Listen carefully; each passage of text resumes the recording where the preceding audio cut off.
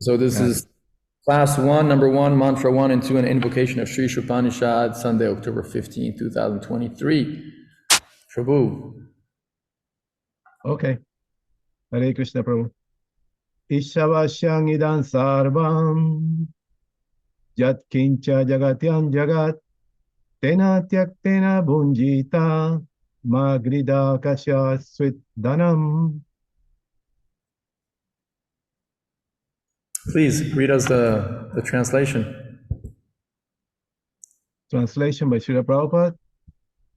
Everything animate or inanimate that is within the universe is controlled and owned by the Lord. One should therefore accept only those things necessary for himself, which are set aside as his quota, and one should not accept other things, knowing well to whom they belong. Vitali, would you like to read the first paragraph? Yes, sure. Vedic knowledge is infallible because it comes down through the perfect disciples.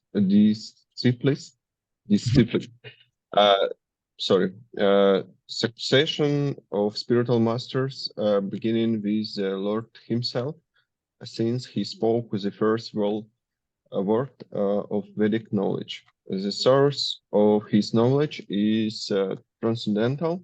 The words spoken by the Lord are called Parushaya, which indicates that they are not delivered by any mundane person. A living. Let me pause you right here. This is an important concept. So, this notion that the scriptures that we read, the Gita, the Bhagavatam, these are, we believe them to be, we accept them to be al-Parushaya. And as Prabhupada says here, they're not delivered by any mundane person. So that's a huge claim, you know. And for example, Christians, you know, like hardcore Christians, most Christians, at least I think most are, who are supposed to, they're all supposed to accept, you know, the Christian Bible as many of them call it, the Word of God, right? Revealed by God. And in a similar way, in a practically identical way, we could say, the Vaishnavas really consider the Vedic scriptures to be just that, to be really revealed perfect knowledge, you know? To be revealed perfect. So for us, scripture is so important, precisely because of, you know, the epistemological value we place on scripture, notably that of being, you know, al-Parushaya. And so now, Vitali, you can continue, because Prabhupada is going to explain what this notion means, you know, as opposed to what it does or what it is not. And so scripture is free from what, from these 4 defects that Prabhupada will mention. So please read on. A living being who lives in the mundane world has 4 defects. He's certain to commit mistakes. He's subject to illusion. He has a propensity to cheat others, and his senses are imperfect. No one with these 4 imperfections can deliver perfect knowledge. The Vedas are not produced by such an imperfect creature. Vedic creatures. Right. So here's the principle established again. You know, the Vedas and the books that we read, the Gita, the Prabhupada's books, we accept that they're not produced by an imperfect creature. We have faith, you know, maybe some of us have realized it, are, you know, beyond doubt, but most of us have faith, hopefully strong faith, that these books are perfect, or scripture especially is perfect. Please read on. Sentences. Vedic knowledge was originally imparted by the Lord into the heart of Brahma, the first created living being, and Brahma in his turn disseminated disseminated, this knowledge to his sons and disciples who have handed it down through history. Yeah. So the notion of my English, perfect. Sorry. Gopalacharya Prabhu. Why don't you read two chapters, 2 paragraphs? Okay. Since the Lord is Purnam, all perfect, there's no possibility of his being subjected to the laws of material nature, which he controls. However, both the living entities and inanimate objects are controlled by the laws of nature and ultimately by the Lord's potency. This Isopanisad is part of the Yajurveda, and consequently it contains information concerning the proprietorship of all things existing within the universe. I don't know the answer to this question, but I'm just wondering, like, does anyone know the Yajurveda? And if so, why is the fact that it's part of the Yajurveda significant in relationship to this idea that it speaks about, or it reveals information, quote unquote, concerning the proprietorship of all things within the universe? So, like, how come, like, what's so special about the Yajurveda? It's a detail, but, maybe someone knows among us. Like, what's the relationship between the Yajurveda and the fact that the Sri Isopanishad speaks about the proprietorship of everything? Anyone know? Probably not.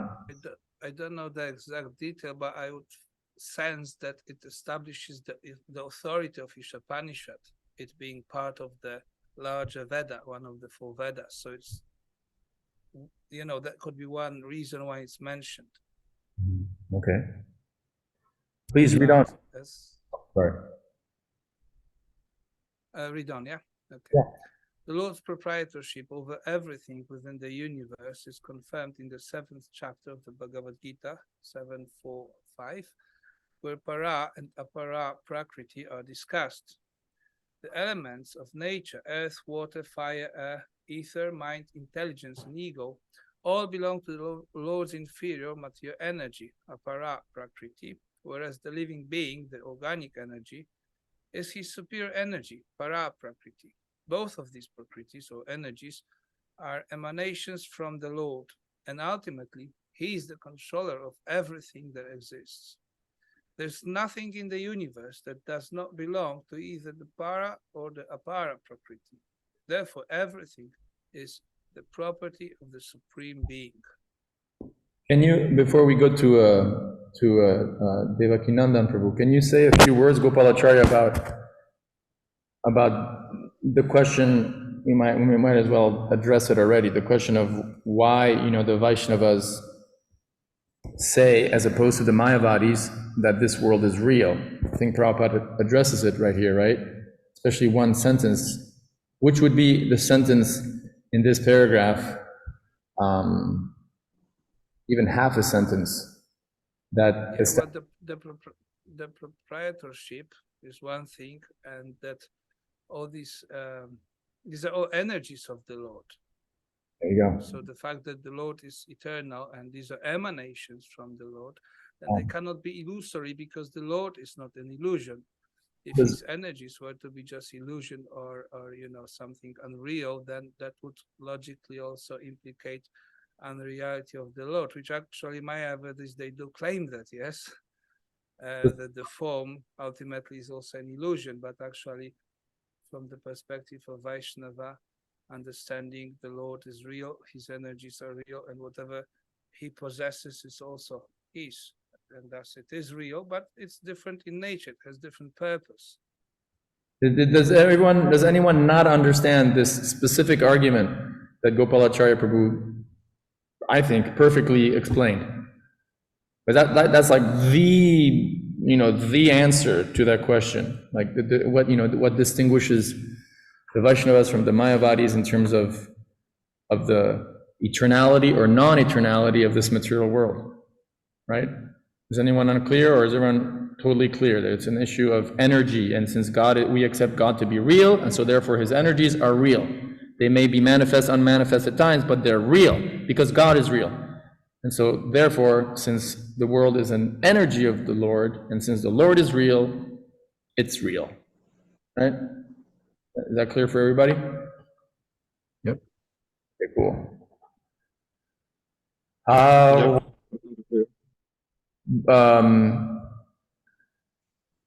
so maybe Devakinandan Prabhu.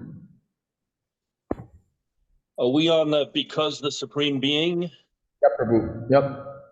the absolute personality of Godhead, is the complete person? He has complete and perfect intelligence to adjust everything by means of his different potencies. The Supreme Being is often compared to a fire, and everything organic and inorganic is compared to the heat and light of that fire. Just as fire distributes energy in the form of heat and light, the Lord displays his energy in different ways. He thus remains the ultimate controller, sustainer, and dictator of everything. He is the possessor of all potencies, the knower of everything, and the benefactor of everyone. He is full of inconceivable opulence, power, fame, beauty, knowledge, and renunciation. Maybe you can read one more, but let me ask this question, open-ended question, like,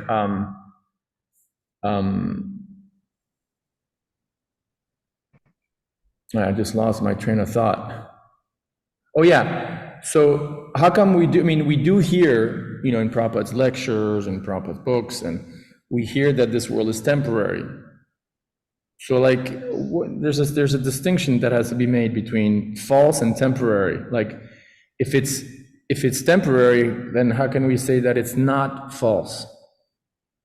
Anyone want to address that question? I mean, Gopalacharya kind of did already, but let's milk that. I mean, sorry for that. Oh no, milk, as we read, milk is also made for human beings. So, but like, let's milk that little tiny question. Isn't it contradictory? If it's temporary, then how can it be not eternal? Let's see if anyone else except Gopalacharya Prabhu wanna, maybe yourself, Devakinandan Prabhu? Like if someone told you at a Sunday feast, like, wait, I don't understand. You guys say that this world is real, but you also said that it's temporary. So like, isn't that contradictory? If it were, when we talk about if it were not real and if it were an illusion, then all of us would be experiencing a shared illusion or shared hallucination, which is a bit far-fetched, unless we're all in some kind of a matrix. So just, I don't see the contradiction between temporary and real. There are plenty of real things that we all as a society agree are real, but they come into being, they exist for a while, and then they go away. So where's the contradiction? I mean, I guess I would throw the question back at the questioner. Good. Gopalacharya Prabhu wants to say something. Yeah, just one example that Prabhupada also gives is that that of the dream. That while the dream is temporary and elusive, but when it happens, it is real. It does exist, but its nature is very, ephemeral. Yes. Yeah. So in this way, also, this world does exist. That energy does exist, but it's not the ultimate. It's not the ultimate reality. It's not where we belong. It's like the dream. We don't belong to the dream, but we experience it in a real way when we are in that state of dreaming. So it's temporary. It's not the ultimate thing, but it exists. It's a real experience. So cool. Just that. I'll add just one thing, and that is the cosmological element. Like we believe that there's an ultimate dissolution, right? When the whole entire cosmos, even the whole entire material universe, like energy, goes back into Mahavishnu's body, right? So there's partial dissolutions, right? Like the universes come out and come back in, come out and come back in. So in that sense, also we could say that, when the material universe is absorbed back into Mahavishnu's body, in that sense, it's like it doesn't exist anymore. It's temporary. It's been unmanifest, but the souls are still, they're asleep. And then when the material world is again, when the universes come out of Mahavishnu's body again, right, the souls are again injected into that material world. So in that sense, we could also speak of that analogy of temporary but eternal. The idea of energy is, we always come back to that point, because it's an energy, and And because God is real and the energy comes from God, and the energy, even if it comes and goes, is a reality. Great. Devakananda Prabhu, maybe just one more paragraph. One should therefore be intelligent. One should therefore be intelligent enough to know that except for the Lord, no one is a proprietor of anything. One should accept only those things that are set aside by the Lord as his quota. And that's what we need to discuss. The cow, for instance, gives milk, but she does not drink that milk. She eats grass and straw, and her milk is designated as food for human beings. Such is the arrangement of the Lord. Thus, we should be satisfied with those things he has kindly set aside for us, and should always consider to whom things we possess actually belong. Okay, well, let's tackle that question now. That last sentence, thus we should be satisfied with those things he has kindly set aside for us. Mm.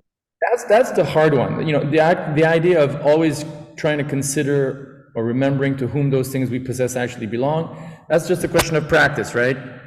Like we try to always remember, yeah, this doesn't belong to me, it belongs to Krishna. I'm just, you know that song by Bhaktivinoda Thakur, Manasa Deha Geha Jokushuma Manasa Deha Geha Lilar Sarkar, sorry if I'm butchering the Bengali here. Manasa Deha Geha Joki Chumor Arpilutua Pade Nanda Kishore, like my house, my belongings, my family, I offer them all to your lotus feet, son of Nanda Maharaj, right? So theoretically, it's pretty clear cut. It's just a question of being Krishna conscious and remembering as a result of being Krishna conscious that, hey, nothing belongs to me, everything belongs to Krishna. Fine. But I don't know about you, but this sentence, the first part of it, thus we should be satisfied here, right? Thus we should be satisfied with those things that he has kindly set aside for us. All right. Oh, well, great. Like, I don't know about you, but it's not like, hey, Krishna, like, what you set aside for me? And then Krishna's like, well, it's very clear here, right? Like, where is that list? Like, how do we know? How do we know what Krishna has set aside for us? Right? Because, like, for example, devotees, I'll give you my own example. Right now, I'm starting a small business with a devotee from Croatia. We're trying to sell some zeolite powder in America. It's a mineral that has detoxifying properties. And we're investing, considerable amount of money and time and paying lawyers and getting labels done and, importing the zeolite and trying to now develop funnels to sell it, etc. And I have no idea if this business is going to succeed or not. I have no idea. I don't know if we're going to make money. And so it's like, how do, does Krishna want me to do this? Or how do I know? How do we know what is our quota? How do we know what Krishna has, quote unquote, kindly set aside for us? Anyone want to venture on that one? Maybe who haven't spoken yet? I heard or I read. Can I go ahead? Yeah, please. Okay. I heard or I read somewhere, don't remember where, but Srila Prabhupada stated that our quota is that which is gained by minimum effort, that it comes to you by minimum effort. So you don't have to exert yourself to acquire something, because that make you greedy. What's the verse? That. There's a verse, we'll read that book in 3 modules, and I pray that we'll all still be together. There's a verse in Nectar of Instruction, right, where Rupa Goswami mentions just that. The act of over what? Over exerting or over working? Over endeavoring, right? Isn't that the endeavoring? Over endeavoring for something that is difficult to obtain. Okay. So Madhuha Prabhu is echoing that warning from Rupa Goswami. So that's one way we can know what our quota is not. It's like if we're really trying, as we're just not getting it, maybe it's just not meant for us, right? Because we are also, like we'll see in the Gita, for every factor of, like for every action, there's 5 factors of action, right? And one of them is personal endeavor. So we're supposed to endeavor, right? Gopalacharya. Now, I would like to say that what comes to me is that, we can't exactly know what is the site for us till it comes. But Srila Prabhupada often says that as happiness comes uninvited, so the distress also comes. This is just, one does not need to specifically endeavor for these things. They do come on their own accord because they are. So there's a lot in that sentence. There's a lot about attitude for myself, as much as I see that when it comes, I'm satisfied, whatever it is. That attitude that, okay, this is Krishna giving me whatever it is. It could be sometimes more, sometimes less, sometimes it's suffering, sometimes it's happiness, but in understanding that, whatever I'm getting, this is my quota. So I understand and I accept. But I may not be able to now describe all the metrics of it. Yeah. Because that's beyond me. We are limited as, conditioned living beings. And we don't know what's ahead of us. But when it comes in that attitude, the importance of it is that attitude that, it is the quota. So I'm grateful to the Lord in whatever is, whatever the situation may be or whatever the delivery is. And as you said, you may be trying. So we have a duty, we have duty to act. But then the fruit is not up to us. So whatever the fruit is, we accept. Okay, this is the fruit, and this is up to Krishna. So I get this fruit, and okay, this is my quota. I understand. This is my quota. Due to my past activities, I understand that whatever I'm getting, So Prabhupada said that actually economic development, he said you cannot increase one, iota, yes? Whatever is destined to you, you're going to get it. You may invest in business. There's some shady Polish business that someone invested some time ago. So, things happen, yes, and like that. So ultimately that understanding, that attitude, that, that's the quota. That's what I got. That's what was delivered to me due to my past. This, And the sanction. And the sanction of the Lord. Yes. Great. Revati Kanta Balaram Prabhu, would you like to read the next paragraph? Take, for example, our dwelling. Take, for example, our dwelling, which is made of earth, wood, stone, iron, cement, and so many other material things. If we think in the terms of Sri Isopanisad, we must know that we cannot produce any of these building materials ourselves. We can simply bring them together and transform them into different shapes by our labor. A laborer cannot claim to be a proprietor of a thing just because he has worked hard to manufacture it. You can read the other one. In modern society, there is always a... Yes, Prabhu? Yeah, I'm sorry. You're doing it. I was just going to tell you to read the next one, but you're doing it already. Okay, sorry. In modern society, there is always a great quarrel between the laborers and the capitalists. This quarrel has taken an international shape, and the world is in danger. Men face one another in enmity and snarl, just like cats and dogs. Sri Isopanisad cannot give advice. Cats and dogs. What situation does that remind you of? Like, didn't you think of like the Hamas, and Israel skirmish right now? The Israelis are like, all the tanks are ready to invade Palestine, Gaza, and they're like, and then, the poor guys in Gaza are also gnarling back. Sorry, please go ahead. Sri Isopanishad cannot give advice to the cats and dogs, but it can deliver the message of Godhead to the man through the bona fide acharyas, the holy teachers. The human race should take the Vedic wisdom of Sri Isopanishad and not quarrel over material possessions. One must be satisfied with whatever privileges are given to him by the mercy of the Lord. There can be no peace if the communists or capitalists or any other party claims proprietorship over the resources of nature. which are entirely the property of the Lord. The capitalists cannot curb the communists simply by political maneuvering, nor can the communists defeat the capitalists simply by fighting for stolen bread.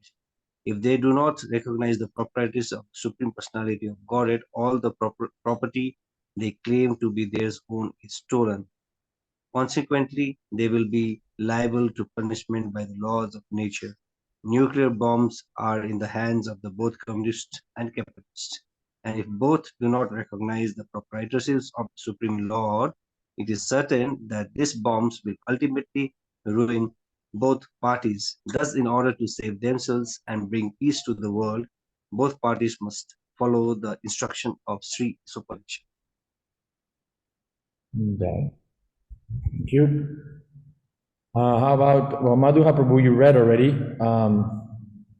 Vidur, you want to read?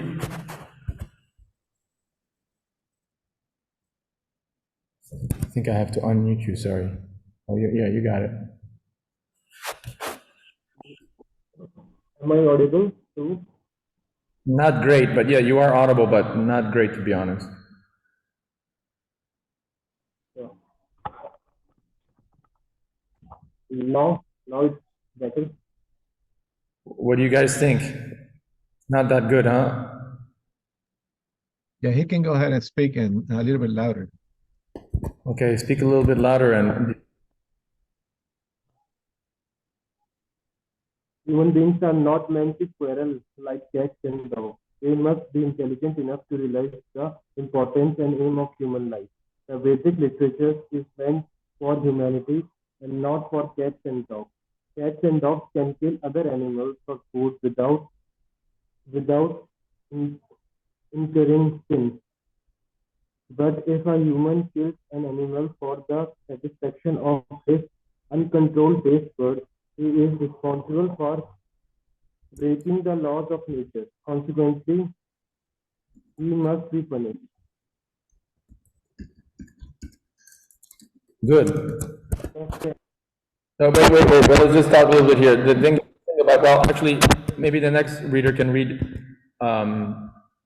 We've got, how come this always gets, who hasn't read yet? Nitai Prasad Prabhu, right? Hare Krishna, Prabhu. Yeah. Okay. It talks, The standard of life for human beings cannot be applied to animals. The tiger does not eat rice and wheat or drink cow's milk because he has been given food in the shape of animal flesh. Among the many animals and birds, some are vegetarian and others are carnivorous, but none of them transgress the laws of nature, which have been ordained by the will of the Lord. Animals, birds, reptiles, and other lower life forms strictly adhere to the laws of nature. Therefore, there is no question of sin for them, nor are the Vedic instructions meant for them. Human life alone is a life of responsibility. It is wrong, however, to think that simply by becoming a vegetarian, one can avoid transgressing the laws of nature. Vegetables also... Can we stop for a second here and talk just the issue about animal killing? If you don't mind. Does anyone want to say anything? I just think, like, when you look at Prabhupada's teachings, when he's talking about, well, specifically when he's having conversations with Christians, it seems like again and again and again that the one and only,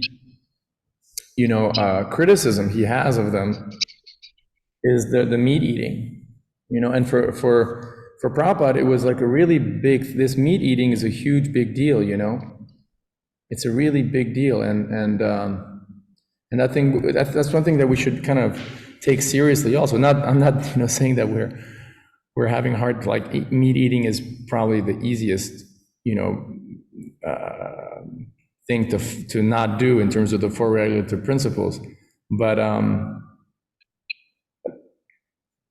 like, okay, I know two devotees, right, who are very, very devout Vaishnavas, but they also have a very strong leaning towards Christianity, right? One is a devout Catholic parishioner, like he's a devotee and he's a math teacher for children, but he goes to church all the time in Europe, in Catholic Europe somewhere. And then I have another friend who actually was a brahmachari in an ISKCON center long ago in the late 1970s and 80s, and then he became an actual ordained priest in an Orthodox tradition. And even though the first one, doesn't eat meat, the second one, like, he eats a little meat sometimes. But both, when I asked him, especially like the first one who doesn't eat meat, but I asked him, like, what do you, like, don't you think it's kind of like a big deal that the Catholic priests, most of them eat meat? And then even the other one who actually eats meat sometimes, when like he's invited to someone's home or to a parishioner's home and they feed him meat, he'll eat it, And both usually have this sort of an answer which you find in Christian rhetoric that, well, it's not really that, like, in other words, it's not as important as we, Vaishnavas make it out to be. And so it's nice to hear Prabhupada here really stressing that, this meat eating is really it's really a big deal. It really is a big deal, right? Anyone want to say something on that, or?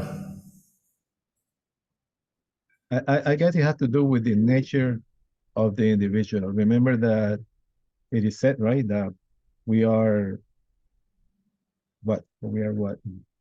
By the modes of nature, either we are in passion, goodness, or ignorance. To what level it is, that's the level that we are going to understand this point. And meat eating is really a restraint for the individual to be able to upgrade himself or herself to another level, because meat eating will be, in a sense, into the mode of ignorance, because you are not really saying that, well, you know what, God is going to protect me anyway. Just like Christian may say, it's not what you eat, but what comes out of it. It's not what you put in your mouth, but what comes out of your mouth. But it really is, what is it that you put into your body that it will have some kind of effect on your heart. And the process of meat eating, of course, it is well known by all of us that puts the person into a perspective that is not very sympathetic toward others, living entities, basically. Yeah, good point. Lilar Sarkar, do you want to read the next paragraph? Since Nitai Prasad already read a couple. You can start with, it is wrong, however. It's wrong to consider that simply by becoming vegetarian, one can save himself from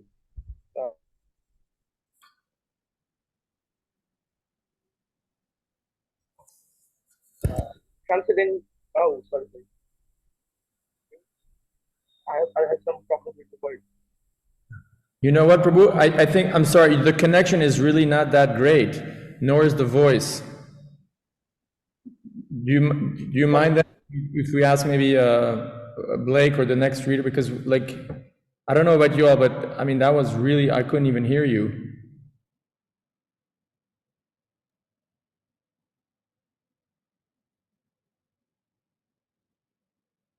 We don't hear you now, Lihar. It's now it's clearer. Yeah, now you can read. Go ahead. Now you sound much better.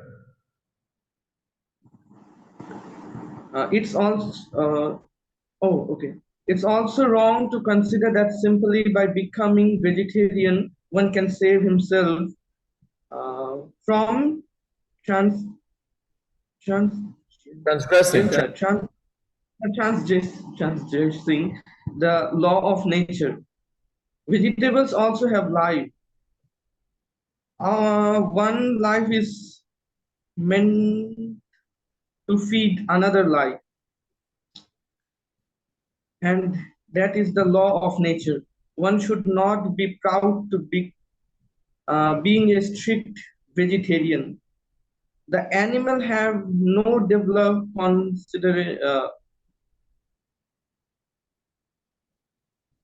I have some problem with those words. Okay, listen, Consciousness. is it okay if we have the next reader read? Okay, Prabhu, sorry, Prabhu, please.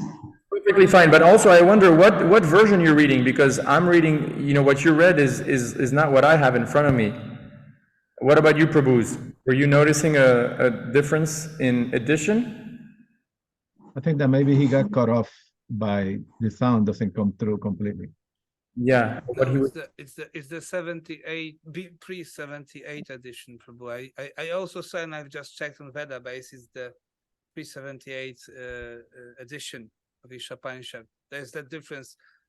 Instead of avoid, there's save yourself. So that's the original. I'm also reading the 78 though. So what, he's not reading the pre-78. Well, that's what he read. Oh, you recognize it? Yeah, I just opened the one from 69 on Vedabase, and it says what he read, that one can save himself from transgressing the laws, whereas in the later version, this one can avoid transgressing the laws of nature. Ah, interesting. Because this is I have a 1974 edition. 74, so that's already another edition. Wow. There are several editions, so we never know exactly. Blake, Prabhu, you haven't read yet, right? Nope. Well, you read from whichever version you have. And, you know, starting maybe from animals do not have developed consciousness, or whatever equivalent is the sentence you have, about 1/3 down of the paragraph. Okay. The paragraph starting that it's wrong. Yeah. However, to think that, okay. Well, might as well read it. Might as well read the whole thing. Okay. It is wrong, however, to think that simply by becoming vegetarian, one can avoid transgressing the laws of nature. Vegetables also have life, and while it is nature's law that one living being is meant to feed on another, for human beings, the point is to recognize the Supreme Lord. Thus, one should not be proud of being a strict vegetarian.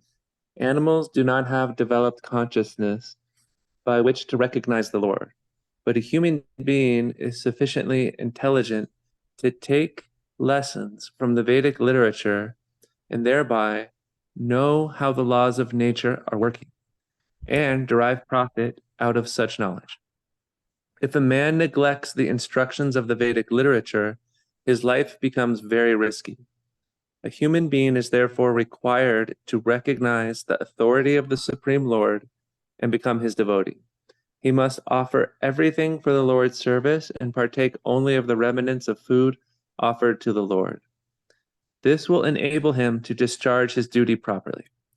In the Bhagavad Gita 9:26, the Lord directly states that he accepts vegetarian food from the hands of a pure devotee.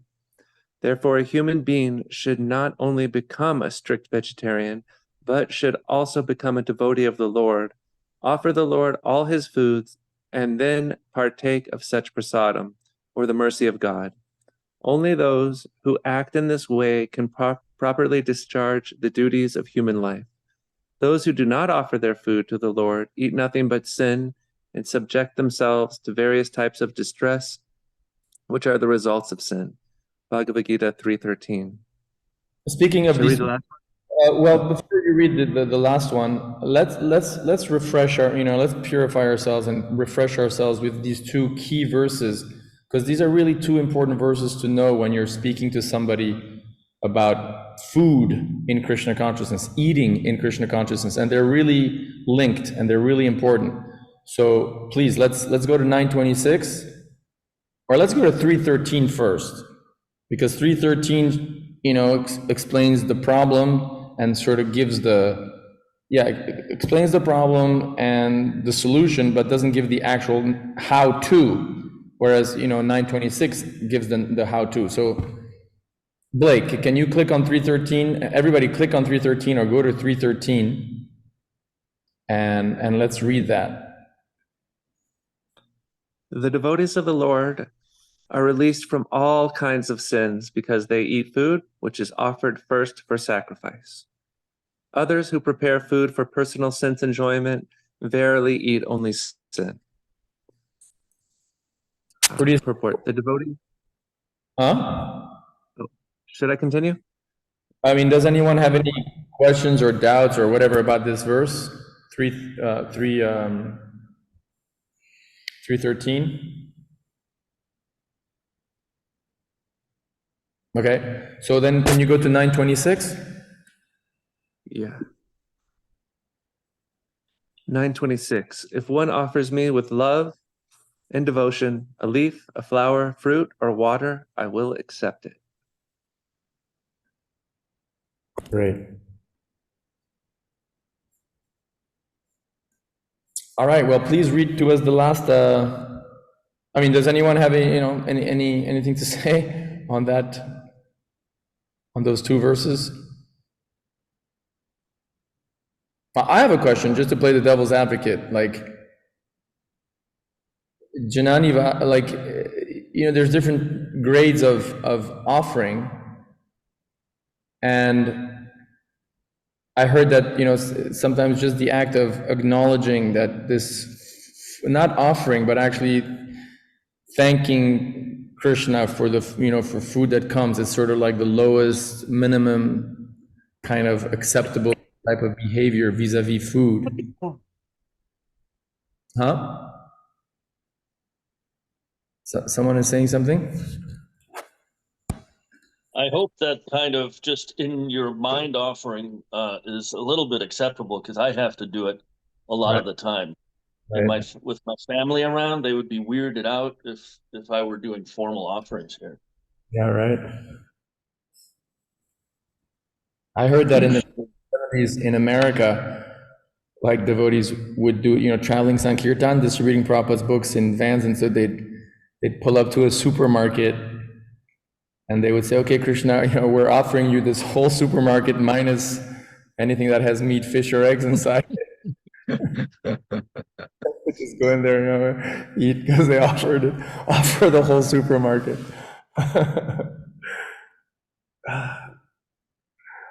That reminds me, I'll tell you a quick story, if you don't mind. There was a devotee in France who's still alive, and he's clinically mentally ill. He takes, hard psychotropic drugs. He's a great devotee, but he's just like very mentally ill, some sort of, I don't know if it's the actual technical psychiatric term, but this Prabhu is like crazy about prasadam, like so has so much faith in prasadam, and some years back we were doing harinams in the Paris subway. We called it Metro Yoga. And 3 or 4 of us would go into a subway and we'd chant for a few minutes and we'd make people laugh and get them to participate and get them to applaud. And then meanwhile, this devotee would pass out. And as the train went from stop to stop, would pass out these ladus or cookies that one Mataji had made, prasadam, right? And so he would pass them out with like a sort of like those serving spoons, at gala parties, that servers who, like at cocktail parties. And so I remember one time we were on the deck of the train, deck of the railway, waiting for the next metro to come for us to go inside. And there was this really elegant, typically French lady, like aristocratic looking, everything impeccable, maybe in her early 60s, walking. And so this devotee who's like, really shabby in his dress and his eyes are squinty. And so he approached her, excuse me, ma'am, here. And so he approached her and offered her this cookie. And as he was handing it to her, it fell on the floor. This, super dirty concrete floor with cigarette butts and spit and, dust. And so he looked at her and then he's like, oh, hold on. And he got down on his knees and picked up the cookie and wiped it off, and he said, ma'am, here, take it. It never gets contaminated. It's prasadam. And then, we were looking at it and we're like, oh my God, like, this is so embarrassing. but this lady was nice, and she saw his good intention, and she's like, oh, okay, thank you, and she took it, and she didn't eat it, but she like discreetly held it to the side. But, it was a funny anecdote with prasadam. Anyone has prasadam stories?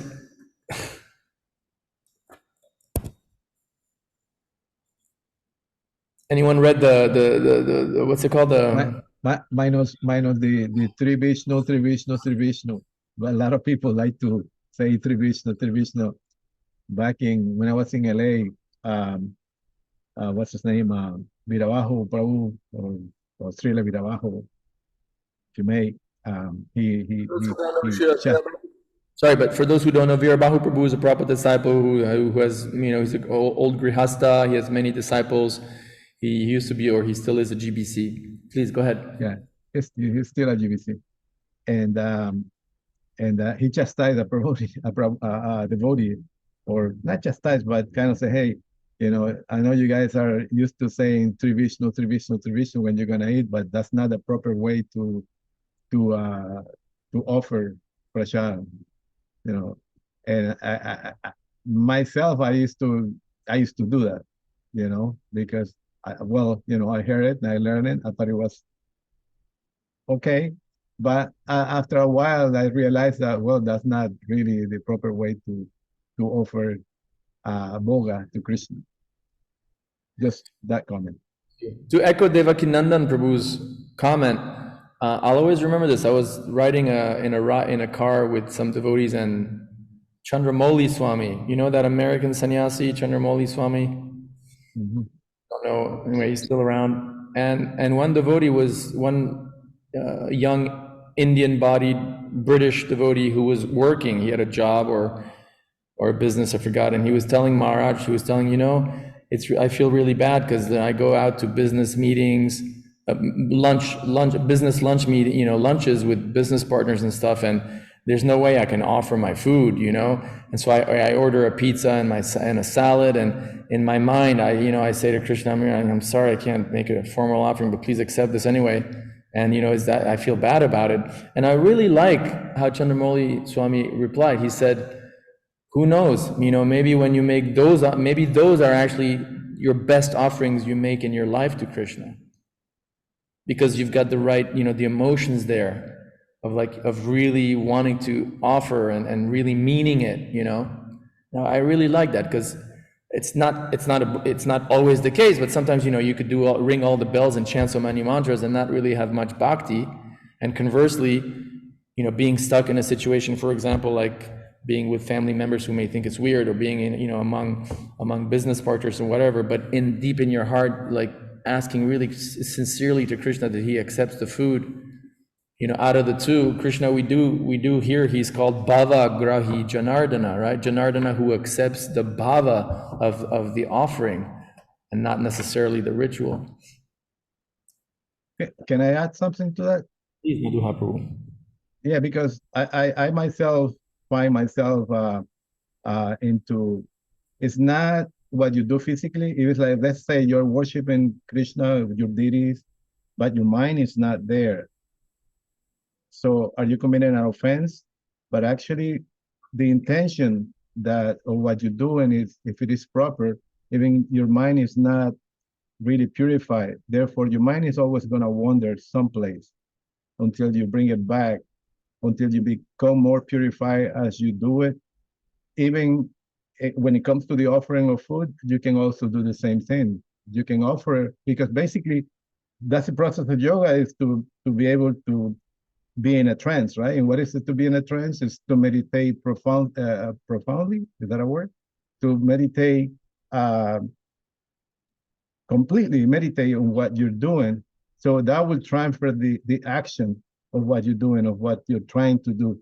That is the intention. If the intention becomes purified. So actually you can, to me, I would say, yes, you can offer it in your mind too. Because basically, if you are able to offer it in your mind, if you're able to offer it in your mind, that means that your mind is getting clearer day by day. Nice. So before we take a break, Prabhu, there's one more paragraph, and there's only one devotee who hasn't read yet, Atavi Krishna Prabhu. So maybe we can finish this paragraph and then take a between 5 and 10 minute break, and then we come back for the last 50 minutes. So Atavi Krishna Prabhu.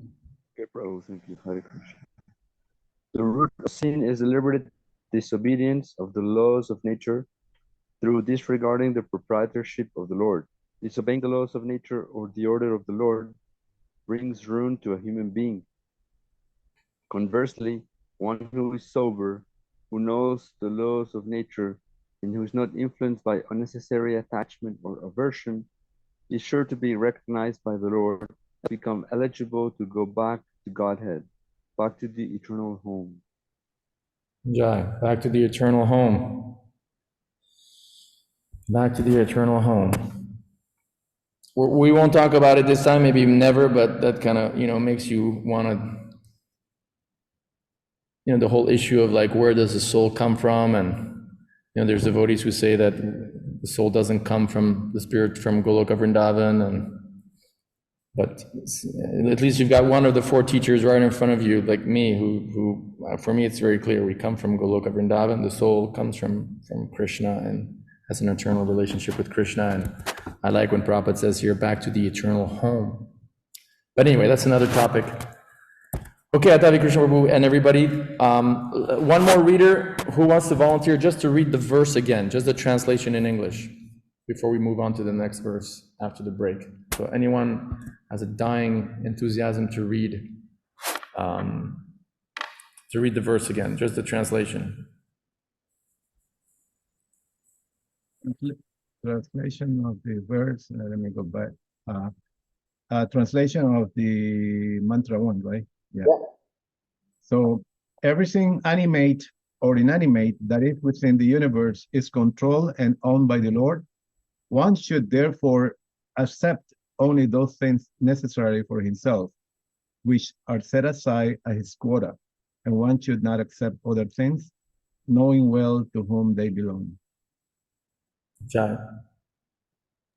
And just to add to what you said, Prabhu Chandrashekhara, Acharya Dev just saw a class today, about 2-3 days ago. Yeah. Wait, there's devotees who don't know. So Acharya Dev is another name for Hridayananda Das Goswami. Sorry, Hridayananda Maharaj. Then, you mentioned that, and that is perfectly clear in Canto 4, verse 55 to 58. Just to add to what you're saying on where we come from. We come from Goloka Vrindavan. Yeah, great. Yeah, the story of Puranjana. Yeah. The Queen Vaidarbi. Mm-hmm. All right, it was great. So let's take a break, 5 to 10 minutes. 10 minutes max, and we'll just go on to verse 2.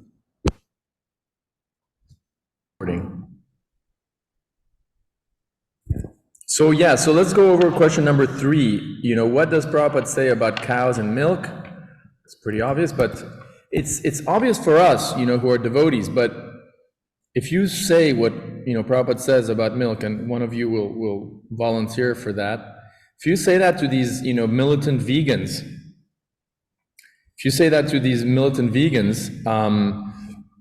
it's a shock. It's really shocking.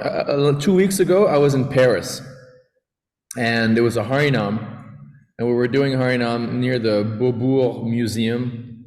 It's like a real touristy, a lot of people walking, and then there was a group of vegan activists, like 20 or 40 of them in black t-shirts showing, footage of slaughterhouses and really trying to sensitize, people who eat meat to the to the violence of the slaughterhouse industry.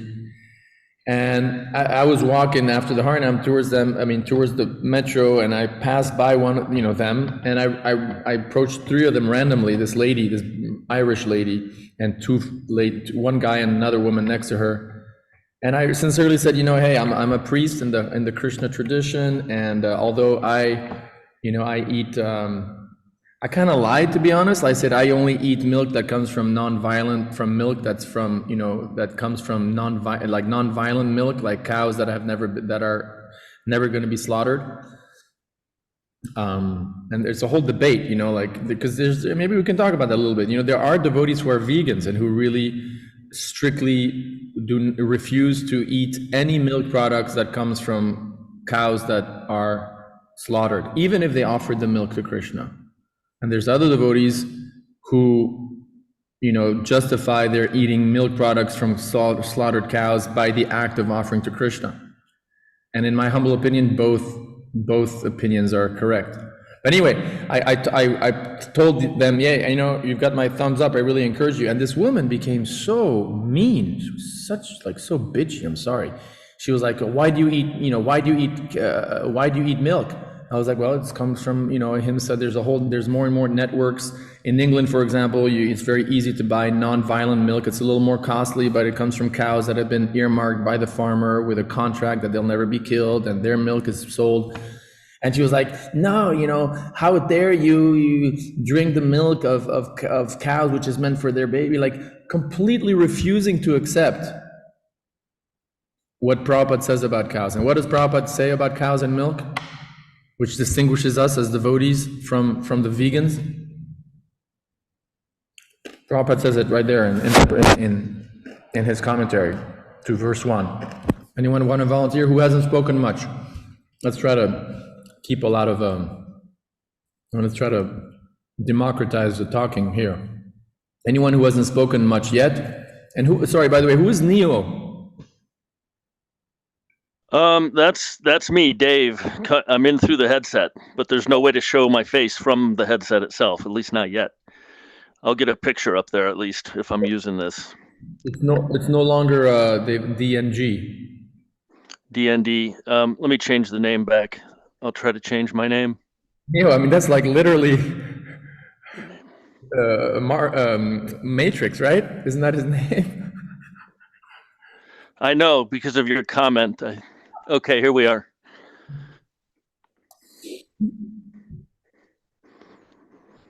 Okay, so anyone who hasn't spoken yet, or who has spoken less, what does Prabhupada say about milk and cows? Yeah, I can read. Prabhu says, the cow, for instance, gives milk, but she does not drink that milk.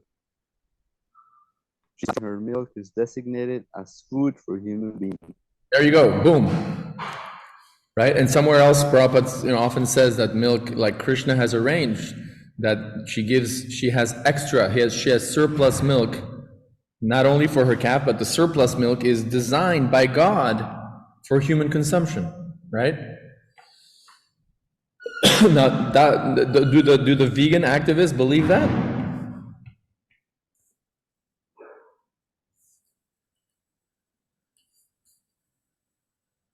Gopal, Acharya Prabhu. Yeah, regarding vegans, I myself, I had some experience when I lived in Ireland, and we did have cows there protected, and we had lots of milk. And actually, when we had vegan visitors, so most of them, they used to eat our paneer sabji and other things, knowing that it was coming from protected cows. Most of them, they're okay. My experience was that there are some of those that you mentioned and described, like militant, belligerent fighters who just think that by nature it's just not for humans. But there's a good amount of vegans that just, they just don't want to partake in that slaughter business, because dairy business is directly connected to the slaughter business. This is a fact, because the milk production is based on insemination of cows every year.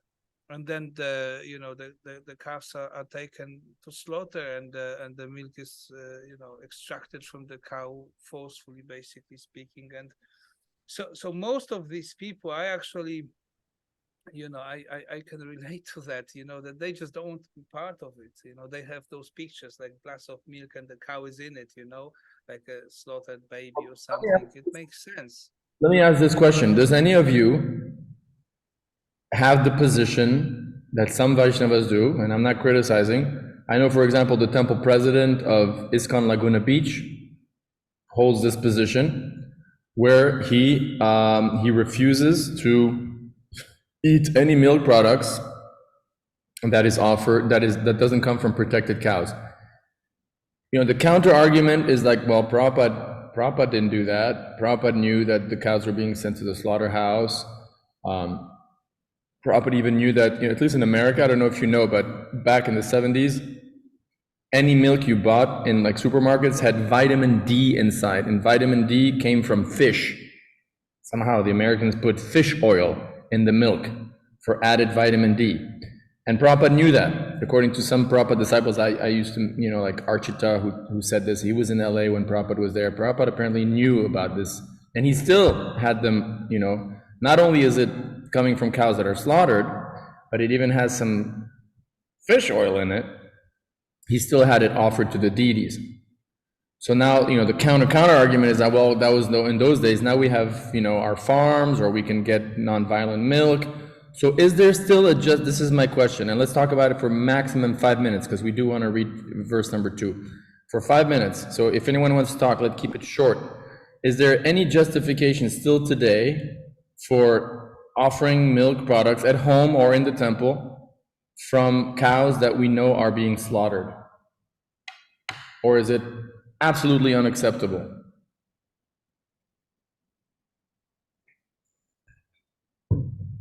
Sundaranana Prabhu, maybe? You haven't spoken yet. Oh, is he still with us or he left? I'm here. I'm still with you. What's your Can you take? hear me? Yeah, what's your take on it? Recently I read the verse from Vishnu Purana, which explains if you take by force milk from the cow, it becomes like a poison. And this really strikes me very much in the sense that, I can say that Prabhupada's position was very unique. He was, he's a world acharya, fully transcendental, and obviously he understood that there is a benefit for the cow, even if this cow will be killed, if her milk is offered to the deities of the Lord Krishna. And probably this argument you cannot give to vegans because they cannot understand this. But I know that Krishna Kshetra Swami is doing great research on this subject matter, writing books for academic world too, about the protection of the cows and all these things. And he personally is ahimsa vegetarian only. That means that if milk is not coming from our cows who are protected, he will refuse to consume. Fortunately, in Croatia, we have a devotee who is actually two devotees who have a small farms, and they are keeping cows in a very nice way. And they are producing milk products which are based on ahimsa principles. Brigu Prabhu and another is Dira Samira. Dira Samira is also a PhD in vet science and professor in vet university in Zagreb. And also when he, in free time, he takes care for 2-3 cows in very nice ways. And this is the, how to say, very, very positive input. And I think that as a movement, we should go much far beyond our regular activities of preaching, and to develop strategies how to encourage farmers to keep cows in a such a way that they are really understood as mothers and as practically part of the family for those who are keeping them, not just for meat industry. And that would be really great thing. So my standpoint is, after I read this, that I stopped to use milk. Even I stopped to offer to the deities. Sometimes we do sandesh, and then we distribute for those who anyway don't eat vegetarian food, but at least they can eat prasadam.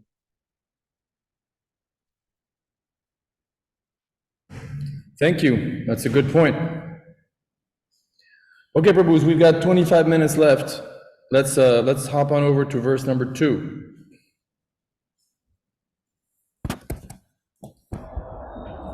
So I'll read. I haven't read yet. Mantra 2. Kurvan eveha karmani jivi visech chatam samaha evam tvayi nanyate tosti nakarma lipyate nare. Translation. One may aspire to live for hundreds of years if he continuously goes on working in that way, for that sort of work will not bind him to the law of karma. There is no alternative to this way for man. Let me read just the first paragraph. Purport. No one wants to die. Everyone wants to live as long as he can drag on. This tendency is visible not only individually, but also collectively in the community, society, and nation. There is a hard struggle for life by all kinds of living entities, and the Vedas say that this is quite natural. The living being is eternal by nature, but due to his bondage in material existence, he has to change his body over and over.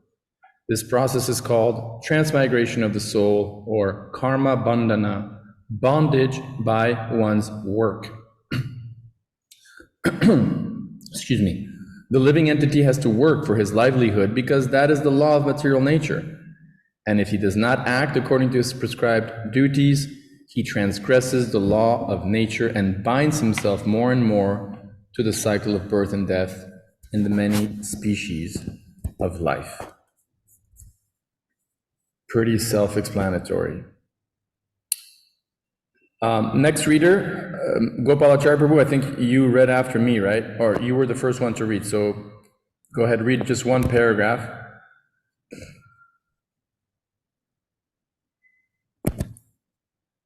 Other life forms are also subject to the cycle of birth and death, but when the living entity attains a human life, he gets a chance to get free from the chains of karma. Karma, akarma, and vikarma are very clearly described in the Bhagavad Gita. Actions that are performed in terms of one's prescribed duties, as mentioned in the revealed scriptures, are called karma. Actions that free one from the cycle of birth and death are called akarma. And actions that are performed through the misuse of one's freedom and that direct one to the lower life forms are called vikarma. Of these three types of action, that which frees one from the bondage of karma is preferred by intelligent men. Ordinary men wish to perform good work in order to be recognized and achieve some higher status of life in this world or in heaven, but more advanced men want to be free altogether from the actions and reactions of work. Intelligent men well know that both good and bad work equally bind one to the material miseries. Consequently, they seek that work which will free them from the reactions of both good and bad work. Such liberating work is described here in the pages of Sri Isopanisad. Is everyone clear on karma, akarma, and vikarma? Now is the time. Does anyone have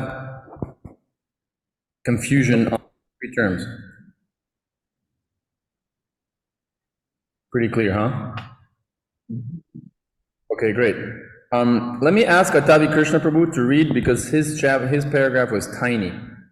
So, Prabhu, you read the next instruction of Sri. Thank you. The instructions of Sri Isopanisad are more elaborately explained in the Bhagavad Gita, sometimes called the Gita Upanishad, the cream of all the Upanishads. In the Bhagavad Gita 3:9-16, the personality of Godhead says that one cannot attain the state of Nayushkarmya without executing the prescribed duties mentioned in the Vedic literature.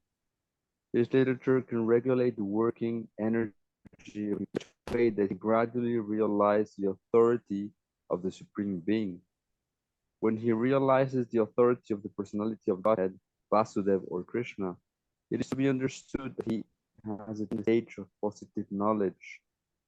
In this purified state, nature, namely goodness, passion, and ignorance, cannot act, and he is able to work on the basis of naiskarmya.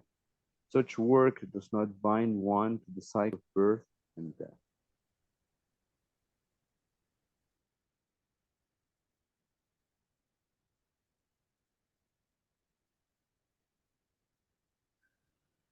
Thank you.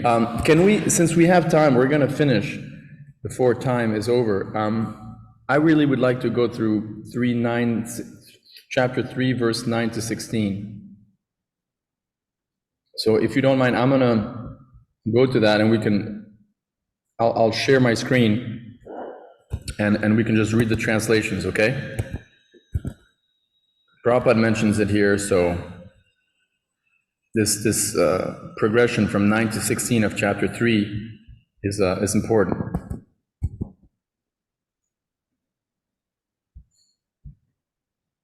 All right, you see it? Yeah. So let's do Sundarananda Prabhu. Well, anyway, yeah, let's do 2 by 2 then. So because it keeps changing. So Sundarananda Prabhu, you please read it, and then Vitali will read the second. Will read number 10. Work done as a sacrifice for Vishnu, has to be performed, otherwise work causes bondage in the material world. Therefore, O son of Kunti, perform your prescribed duty for his satisfaction, and in that way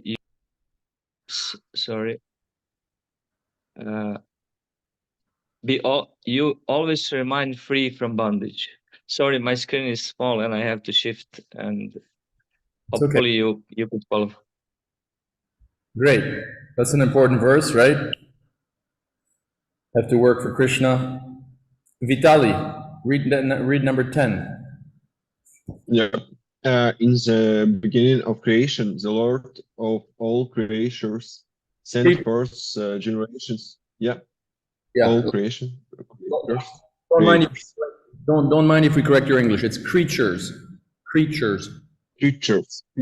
Oh, okay. Sent forth generations of men and demigods, along with sacrifice for Vishnu, and blessed them by saying, "Be so happy by this yajna, yeah, yajna or the yajna."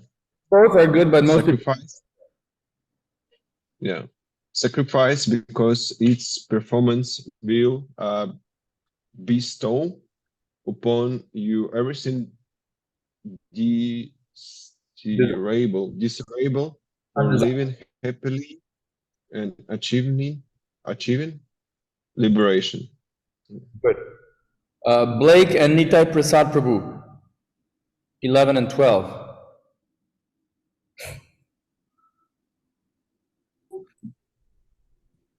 The demigods being pleased by sacrifices will also please you, and thus by cooperation between men and demigods, prosperity will reign for all. Okay, Blake Prabhu, number 12. In charge of the various necessities of life, the demigods, being satisfied by the performance of yajna, sacrifice, will supply all necessities to you. But he who enjoys such gifts without offering them to the demigods in return is certainly a thief. And Devikanandan Prabhu and Revakita Kanta Prabhu, 13 and 14. The devotees of the Lord are released from all kinds of sins because they eat food which is offered first for sacrifice. Others who prepare food for personal sense enjoyment verily eat only sin. So we read that one. All living bodies subsist on food grains which are produced from rains. Rains are produced by performance of yajna sacrifice, and yajna is born of prescribed duties. Before reading 15 and 16, isn't there an anecdote, if I'm not mistaken, those who are familiar with the Lilamrita by Sasrup Maharaj, when Prabhupada went to, was it Surat? Or he went to somewhere in India with his, dancing white elephants, and it hadn't rained there for like a really, really long time, and they did kirtan and harinam like for a week in the city, and then rain came, right? Does that ring a bell with anyone, having read that? Yeah. I've seen that kind of thing happen. Far out. Okay, let's, sorry, please go ahead. But you can see how it could be true that chanting Hare Krishna brings rain, because, butterfly principle, even with normal mechanistic science, it's conceivable that those sound vibrations can help rain in the system. Can you elaborate? Not directly, but through so many cause and effect that you can't even begin to comprehend. Like you're saying that sound the vibration of the sound would have some sort of ripple effect on the material level? Exactly. But that's beyond our any sort of scientific ability to actually conceive scientifically, materially. But there's this thing called the butterfly effect. A butterfly flapping its wings somewhere actually influences a hurricane to start or not. Wow. It reminds me, there's some devotees who are like working on, consciousness and writing papers and dissertations on the effect of mantra meditation on, on the psyche. Bridging that, that making that bridge between empiric science and Vaishnava metaphysics. But you have to take it on faith at a certain point. Yeah, we have to take and observational experience. Yeah, because observational experience can only get you so far, right? Atakshi Krishna Namadi na bhavet grayam indriya. You know that verse, Prabhu? Atakshi Krishna Namadi. I'm sorry if I'm putting you on this. I'm not, trying to like one up you in any way. I'm just. I don't know much. Oh, come on! I feel honored to be in conversation, interacting with you in real time, Prabhu, because I feel like you're a famous, personality. I've seen you in so many videos and so on. It's like I'm finally. Please, I just show up. But there's that verse. This is I got from Brigupati Prabhu. That's his favorite verse. He's a Prabhupada disciple in L.A. Atakshi Krishna Namadi. Anyone know that verse? Atakshi Krishna Namadi. You can just say it because I don't see. Since we're sharing a screen here, I don't see everybody. So, does anybody know this verse? This is a really famous one. Well, we kind of veered off here, but I wish this was part of the Bhakti Shastri mandatory verses. Maybe we'll make it. We don't have to necessarily follow. Atakshi Krishna Madi Nabhavigrayam Indriyai. Right? That Krishna and everything else related to Krishna, starting with his name, right? So like the spiritual reality, the spiritual world, perceiving souls, etc. Na bhavet graham indriya. Indriya means the senses. So that spiritual reality is not, you can't grasp it with your senses. It's beyond sense perception.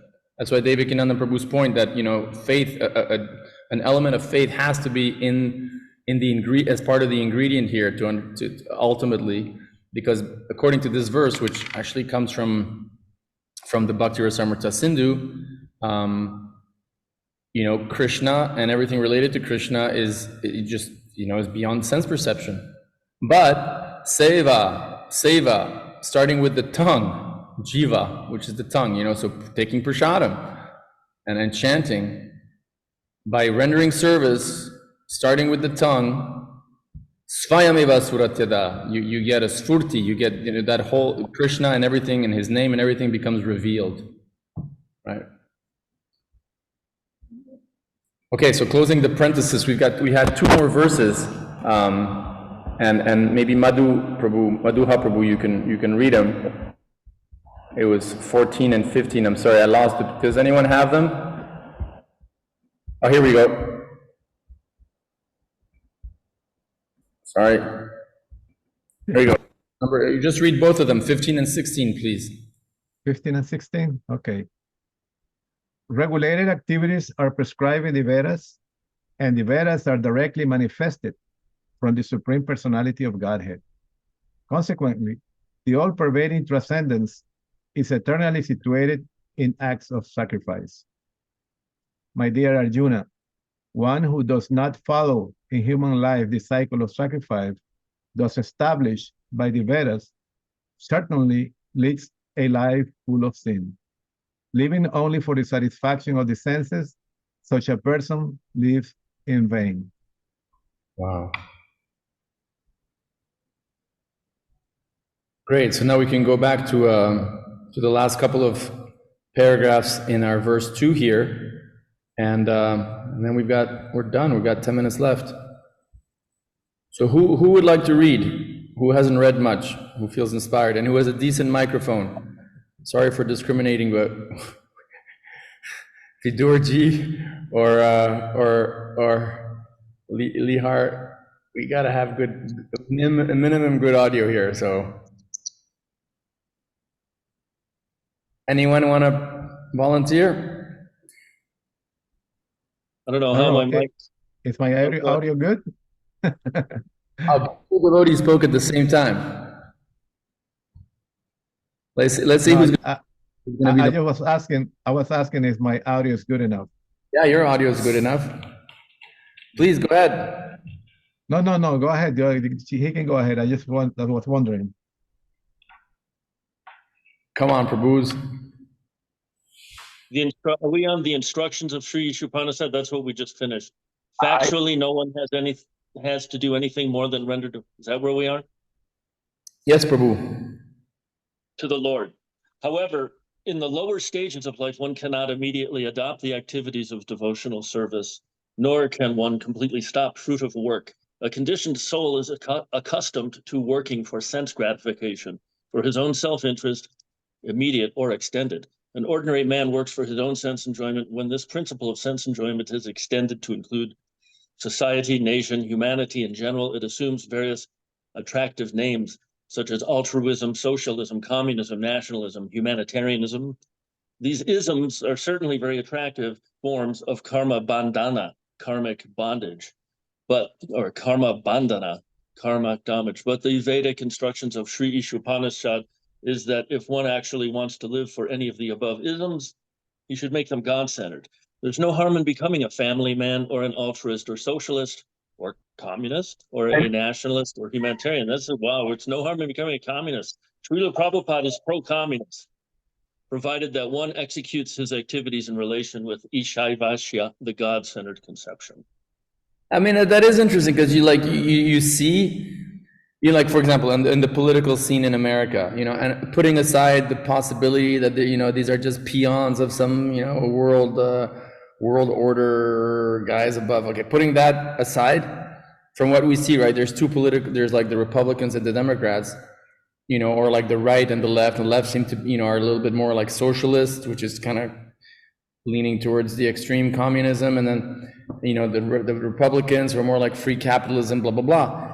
But you notice that the main, what makes, if you have a God conscious person, either system kind of works as long as the leaders are actually God conscious. So the real factor is God consciousness, Yeah, that's kind of my claim.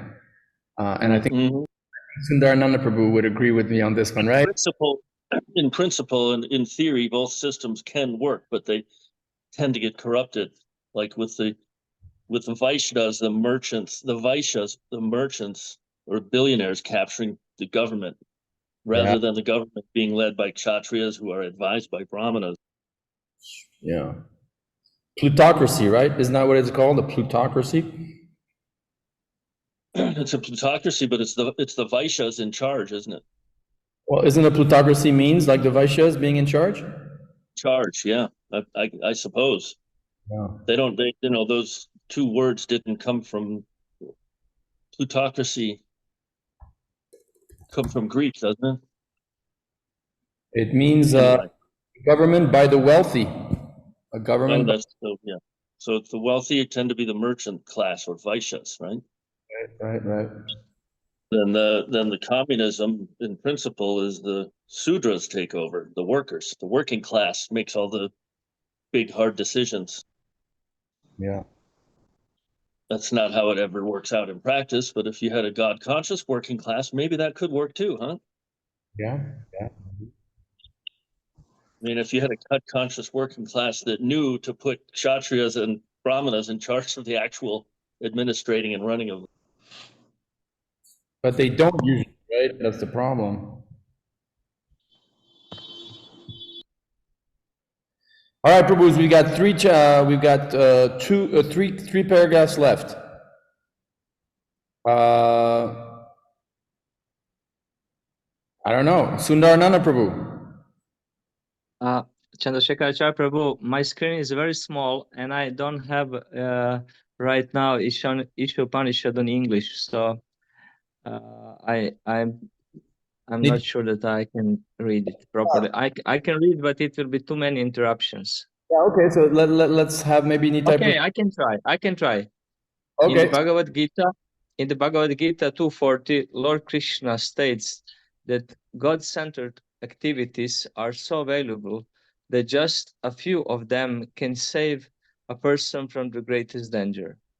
The greatest danger of life is the danger of gliding down again into the evolutionary cycle of birth and death among the 8,400,000 species. If somehow or other man misuse the spiritual opportunity afforded by its human form of life and falls down again into the evolutionary cycle of he must be considered most unfortunate. Due to his defective,